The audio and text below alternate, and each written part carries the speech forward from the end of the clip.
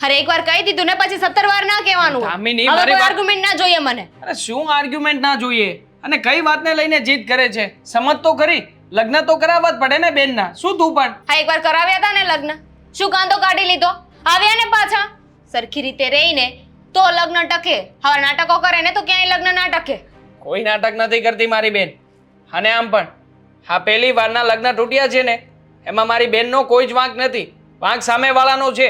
એ છોકરાને મારી બેન ગમતી જ નહોતી પહેલેથી, અને એટલા માટે જ એણે આ બધું નાટક કર્યું હતું. હવે જુઠ્ઠું છે બધું. જેને ગમતી જ ના હોય એ લગ્ન શું કામ કરે? આ પોતાનું જીવન શું કામ ખરાબ કરાવે? ગામે એવું કેવડાવે કે બીજવર છે. જો આ બધી વાત છે ને હું નથી જાણતો કે પેલા કોઈ નથી જાણતી. તો બસ જુઓ, પછી તો કોઈની ઉપર બ્લેમ કરવાનો કોઈ હક નથી તને. મારી વાત પૂરી થવા દો. વચ્ચે નહીં બોલતા. એક તો છે ને આ તમે જે બીજી વાર જોણ કરાવવાની વાત કરો છો ને એ વાતથી મને સખત વિરોધ છે. એકવાર લગ્ન કરાવી દીધા તો કરાવી દીધા ને, જે નસીબમાં હતું એ મળી ગયું. નથી લગ્ન જીવનનું લખ્યું સુખ તો ના મળ્યું ને. આ બીજી વાર લગ્ન કરાવવાની શું જરૂર છે? લગ્ન કરાવ્યા તો સમજ્યા કે ચાલો લગ્ન કરાવવા માંગો છો તમે, પણ ધામધૂમથી એટલો બધો કર્યાવર આવું બધું કરાવવાની શું જરૂર છે? ધામીની, તું સમજતી કેમ નથી? હા મારી બેન છે ને, જવાબદારી છે મારી. એને લગ્ન કરીને પારકા ઘરે નહીં વળાવીએ ને તો આ સમાજ ને લોકો બધા વાતો કરશે આપણી. હા તો વળાવો ને. એમાં આખા ગામમાં ઢીંઢેરો પીટવાની શું જરૂર છે? સાદાઈથી કોર્ટ મેરેજ કરીને વળાવો અહીંયાથી. હા એકવાર જે ખર્ચો કરવાનો હતો ને એ બહુ બધો ખર્ચો કરી લીધો છે. હવે બીજી વાર નથી કરવાનો. તું જાણે છે ને હા સામેના પક્ષે બધા પૈસાવાળા છે. હવે એ લોકો પૈસાવાળા છે તો શું આપણે પણ નહીં બતાવવાનું? એવો છોકરો જ ના ગોતાય ને. કોઈ સામાન્ય ઘરનો ગોતીને લાવો ને, એની હારે લગ્ન કરાવી દેજો. એવું કઈ લખ્યું નથી કે તમારા બેનના છે ને ઊંચા ઘરમાં લગ્ન કરવા. હા તો ગોતીને લવાય ને. અને આમ પણ હવે જ્યારે બધાને બધી વસ્તુઓ પસંદ આવી ગઈ છે, છોકરાને છોકરી ગમે છે, આ બેનને જમાઈ ગમે છે, તો પછી હવે શું વાતનો વાંધો છે? અને આમ પણ આપણી પાસે કઈ પૈસા ટકાની કમી નથી. આપણે પણ પહોંચી શકીએ એમ છીએ. અને આમ પણ આપણે ક્યાં કોઈ બીજા કોઈને આપવું છે? મારે મારી બેન હતા હજુ એ ભૂલતા નહીં. પહોંચી શકતા હતા, હવે એટલી પહોંચ નથી. એકવાર બેનને વળાવ્યા ત્યારે તમે ધામધૂમથી ખર્ચો કર્યો હતો ને. જે વસ્તુ માંગી એ બધી વસ્તુ લઈ આપી હતી. પણ બીજી વાર તો છે ને સાદાઈથી લગ્ન કરવાના હોય. ઢીંઢેરો ના પીટવાનો, બધાને કહેવાનું ના હોય. હા ગામમાં ફજે તો થશે ને એવી વાતો ના કરો. હજે તો કઈ વાત નો થાય. આ લોકો તો ઉલટાની સારી વાતો કરશે કે ભાઈ પાસે હતું એટલા માટે બેનને આપ્યું છે. ખરાબ વાતો કરશે કે એકવાર તો બેને પરણાવી, પણ હજુ એ શકતો નથી ભાઈને. બીજી વાર એટલે ધામધૂમથી લગ્ન કરાવે છે. ન્યાય ટકવાની તો નથી જ. કઈ અને નહીં. કાંઈ ખર્ચો નથી કરવાનો, કારણ કે આ તમારી બેન એને લખણ જ એવા છે. ન્યાય નથી ટકવાના, પાછા જ આવશે. એટલે ખોટો ખર્ચો નથી કરવો. તું છે ને મહેરબાની કરીને મારી બેન વિશે આમ તેમ કઈ નહીં બોલતી. હા મારી બેનના લક્ષણ કેવા છે કેવા નહીં મારે જોવાનું છે. અને આમ પણ આ લગ્ન ક્યાં તારા પૈસે કરાવડાવું છું? મારા પૈસા છે અને મારે કરાવડાવવા છે ને, તો હું કરાવડાવું છું એમાં વિરોધ શું કામ કરે છે? બધું તમારું જ છે તો મને શું કામ આ ઘરમાં લાવ્યા? રેવાય ને એટલું તમારે ને તમારી બેને. છો દામિની, આ બાબતે આપણે ઝઘડો કરવાનો થતો જ નથી. જે થાય છે ને બધું વ્યવહાર જ થઈ રહ્યું છે. મેં કીધું એ કરશો એટલે ઝઘડો નહીં થાય. ખોટી દલીલ ના જોઈએ. તે કીધું ને કોઈ દિવસ નહીં થાય. અરે તમારી બેન, એને તો વધારે ખબર નથી પડતી. આ તમે તો ઉત્સુકતાથી કહી દીધું કે આપણે કરિયાવર કરીશું, ધામધૂમથી લગ્ન કરીશું. પણ એને તો સમજવું જોઈએ ને, બુદ્ધિ તો એનામાં નથી. હા હા કરતી હતી બધી વાતમાં. એને તો ખબર પડવી જોઈએ ને કે ભાઈ ધોવાઈ જશે એમ. સાચી વાત છે તારી.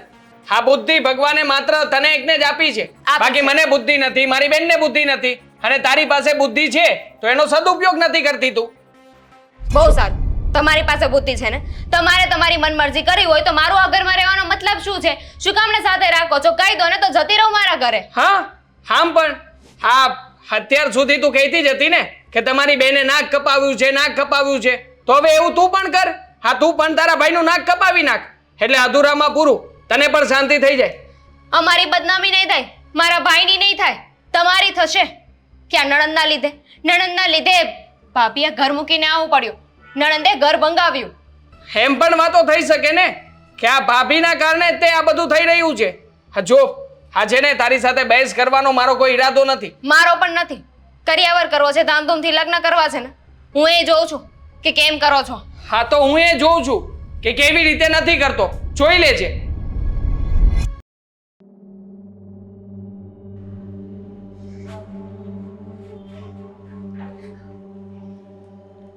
કંઈ બોલવાની જરૂર નથી. મેં બધું સાંભળ્યું છે. મીરા, હા તારી ભાભીનો સ્વભાવ પહેલેથી જ આવો છે. હા એના મનમાં જે કંઈ પણ આવે ને એ બધું જ બોલી નાખે છે. હા પણ જો તું છે ને આ તારી ભાભીની વાતને મનમાં નહીં લેતી. આ તારે જે કંઈ પણ કર્યાવર લેવો હોય, આ જે કંઈ પણ વસ્તુઓ તને ગમતી હોય, એ બધી જ વસ્તુઓ પર તું જ્યાં હાથ મૂકીશ ને એ બધી જ તને લઈ આપીશ. આ જરાય ઓછું નહીં આવવા દઉં. ભાઈ, વાત વસ્તુઓની નથી, પણ ભાભીનું વર્તન મને નથી ગમતું. ખબર ને અચાનક આવા કેમ થઈ ગયા છે. પહેલી વાર લગ્ન કર્યા ત્યારે તો આવું કંઈ જ નહોતું, પણ આ વખત એમનું બિહેવિયર બહુ ચેન્જ છે. કદાચ મમ્મી પપ્પાની ગેરહાજરી છે એટલે સમજાતું નથી કે એમને શું થયું છે. સમજી તો હું પણ નથી શક્યો. બસ તું જ્યારથી આવી છે ને ત્યારથી જ એને આવું થઈ ગયું છે કે તમારી બેન નાક કપાવીને આવી, તમારી બેને આવું કર્યું તેવું કર્યું, હંમેશા સંભળાવ્યા કરે છે. પણ જો હું તારો ભાઈ છું ને, એ ભલે ગમે તે કહેતી હોય, મને કોઈ જ ફરક નથી પડતો. હું જાણું છું કે મારી બેન શું કામ અહીંયા આવી છે અને કેવી તકલીફોમાંથી બહાર નીકળીને આવી છે. એટલે બેન, કહેવાય છે ને કે જે કંઈ પણ થાય છે ને એ સારા માટે જ થાય છે. જો તારી ભાભી, એને તો મેં અત્યારે સમજાવી દીધી છે. હવે તને કંઈ નહીં કહે, પણ તું ધ્યાન રાખજે. હા, એની પાસે જાય ને તો કંઈ આમ તેમ બીજું કંઈ ભૂલથી બોલી નહીં દેતી. નહીં બોલ, મને એમના સ્વભાવની ખબર પડી ગઈ છે આજે. અને હું તો તને કહું છું કે ના પાડી દે ને એ લોકોને. નથી કરવા આપણે લગ્ન. એ રૂપિયાવાળા છે એટલે એમની સાથે ઊભું રહેવા માટે આપણે શું કામ ખર્ચો કરવાનો? આપણે આપણા જેવા કોઈ નાના માણસો હશે ને ત્યાં લગ્ન કરીશું. નહીં ચાલે. નહીં ચાલે, ક્યારેય નહીં. અને આમ પણ છોકરો બહુ જ સારો છે, ભણેલો ગણેલો, તને સુખેથી રાખી શકે એવો પરિવાર છે. તો પછી આવી બધી બાબતોને લઈને હું શું કામ ને તારું ભવિષ્ય ખરાબ થાય એવું કંઈ કરું? જો બેન, તારા લગ્ન તો જે જગ્યાએ બધી વાત ચાલી રહી છે ને ત્યાં જ થશે, અને એ પણ પૂરેપૂરા કર્યાવરની સાથે.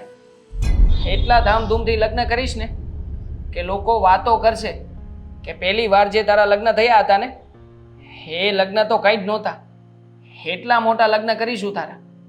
ખબર નહીં આ નસીબમાં શું લખ્યું હતું કે પહેલાં લગ્ન ટક્યા નહીં.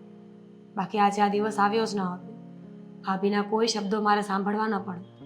જો મીરા, મેં તને પહેલાં પણ કહ્યું હતું અને અત્યારે પણ કહું છું, આ વારા ઘડીએ તારા ભાભીની વાતને મગજ ઉપર નહીં લાવ. એનો તો સ્વભાવ છે, આજે બોલશે અને કાલે ભૂલી પણ જશે.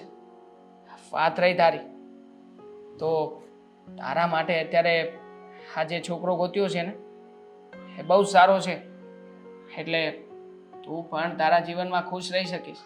તો હવે છે ને આ જે થઈ ગયું ને એ વાતને મન ઉપર નહીં લાવતી, પણ હવે જે થવાનું છે ને એના વિચાર લાવવાના શરૂ કરી દે. છોકરો કહેતો હતો કે એ લોકો અમેરિકા સેટલ થવાના છે, તો તું જ વિચાર કર ને, આ નરક જેવી જિંદગીમાંથી તું પણ હવે સુખના દિવસોમાં પડવાની છે.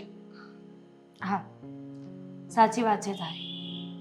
ઠીક છે, જો તારી મરજી હોય ને તો તું એ લોકોને હા પાડી દેજે, અને તારી મરજી ન હોય તો મને કોઈ વાંધો નથી, પણ મહેરબાની કરીને ભાભી સાથે ઝઘડો ના કરતો.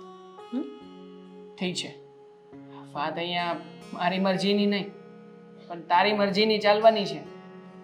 તું જેમ કહીશ ને એમ જ કરશે તારો ભાઈ. તું ચા બનાવશે મારો ભાઈ?